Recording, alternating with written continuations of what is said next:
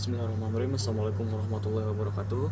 Seorang Hakim dari Universitas Pertabangsa dengan NIK 31910-3. Di sini saya akan menjelaskan mengenai materi ketiga, yaitu tentang manajemen proses.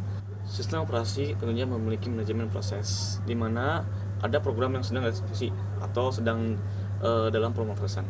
Sistem operasi mengolah semua proses di sistem dan mengalokasikan sumber daya ke proses-proses sesuai dengan kebijakan untuk memenuhi syarat sistem.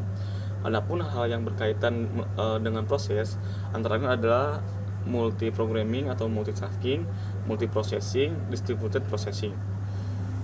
Banyak proses yang dijalankan secara bersamaan. Masing-masing proses mendapatkan bagian memori dan kendali sendiri. Program yang dijalankan bersifat tidak tergantung atau independen, artinya proses terpisah satu dari yang lainnya dan tidak berpengaruh. Ada pula satu program pada satu saat atau one program at any instant, artinya pada satu waktu hanya satu proses yang dilayani pemrosesan menggunakan interleave bukan overlap di antaranya program-program.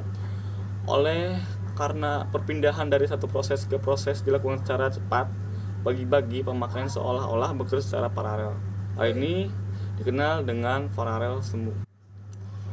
Kebutuhan utama pengendalian proses oleh sistem operasi dapat ditindakan dengan mengacu ke proses, yaitu satu, saling melanjutkan atau interleave mengikuti kebijaksanaan tertentu serta mendukung komunikasi antara proses dan penciptaan proses. Ada beberapa stage dalam proses sistem operasi. Ada state dasar 3 keadaan serta ada state lanjutan 5 keadaan. State dasar 3 keadaan yaitu running atau proses sedang dieksekusi, instruksi proses tersebut. Ready, proses siap dieksekusi tapi pemrosesan tidak tersedia untuk eksekusi proses ini. Selanjutnya ada bucket, proses menunggu kejadian event untuk melengkapi tugasnya.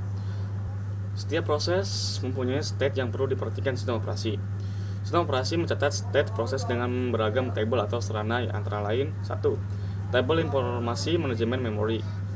2. Table informasi manajemen masukan atau keluaran. 3. Table informasi sistem field. Dan 4. Table proses. Dari keempat tersebut harus saling terhubung satu sama dengan yang lainnya. Mungkin sekian yang dapat saya sampaikan.